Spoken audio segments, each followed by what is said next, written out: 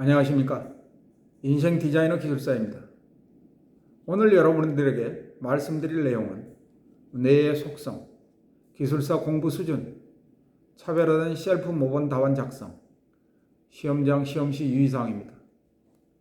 먼저 뇌의 속성을 잘 이용하여 공부하면 공부가 질리지 않아 포기하지 않게 되고 원하는 결과를 얻을 수 있습니다. 우리의 뇌는 공부하면서 찾은 성취감을 느끼지 못하면 공부가 재미가 없다고 생각하게 되고 공부하는 것을 포기하게 합니다.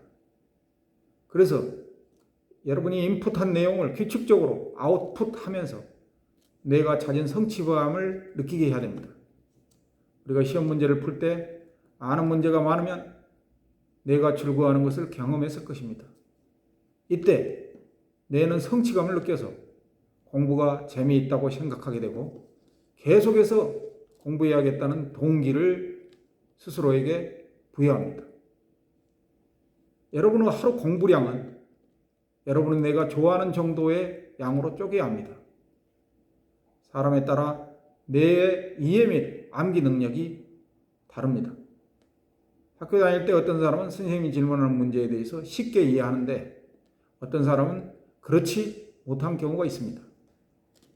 이것은 선행 공부의 결과일 수도 있지만 타고난 뇌의 능력의 차이일 경우가 많습니다. 그래서 자신의 능력에 맞게 1시간당 적정량의 공부 계획을 세워야 합니다. 뇌는 여러분이 며칠 동안 공부한 내용 중 많은 부분이 기억나지 않거나 잊어버렸다고 생각이 들 때 흥분해서 스스로 공부하겠다는 동기를 부여하지 못하게 공부하는 것을 포기하게 합니다. 따라서 복습을 통해 공부한 것을 잊어먹지 않게 해서 내가 이런 잘못된 판단을 하지 못하게 해야 합니다. 우리의 뇌는 현실과 이상을 구분하지 못합니다. 뇌는 그림 속의 레몬을 보아도 신맛을 느끼고 실제 레몬을 보아도 신맛을 느낍니다. 이것은 우리 뇌가 이상과 현실을 구분하지 못한다는 것을 입증합니다. 그래서 뇌를 이용하면 공부를 재미있게 할 수 있습니다. 현실과 이상을 구분하지 못하는 뇌는 여러분이 공부가 재미가 있다는 말을 여러분 자신에게 계속해서 하면 뇌는 공부가 재미있다고 현실에서 받아들이게 되고 뇌에 고속도로가 난 것처럼 각인됩니다. 기술사 시험은 석사, 박사학위 공부가 아닙니다. 적정 기준 자격을 갖춘 사람을 선발하는 시험입니다. 그래서 너무 깊게 공부하지 말고 넓게 공부해야 합니다. 경쟁자와 차별화하면서 합격할 정도만 공부하면 됩니다.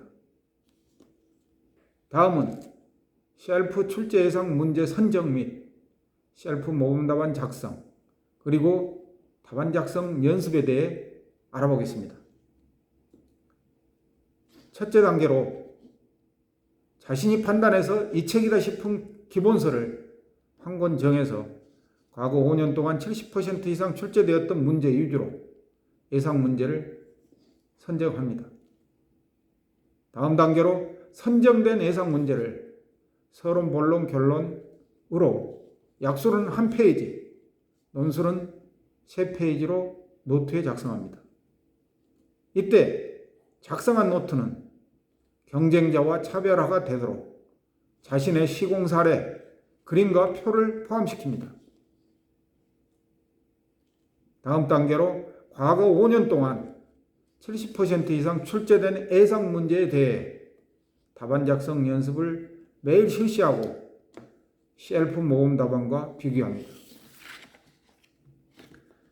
이때 글씨는 알아볼 수 있도록 정성을 들였는지 한눈에 답안지의 1페이지가 들어오는 정도의 글씨 크기인지 채점관의 눈에 띄도록 차별화된 내용이 작성되었는지 그림이나 표는 적정한 유추에 들어가 있는지, 시공 사례는 작성했는지, 서론과 결론부는 문제의 핵심에서 벗어나지 않았는지, 본론부 소 제목에 대해 부연 설명하는 맨 상위의 세 가지 내용은 가장 핵심적인 것으로 작성하였는지를 확인합니다. 다음은 실제 시험 시 유의사항입니다.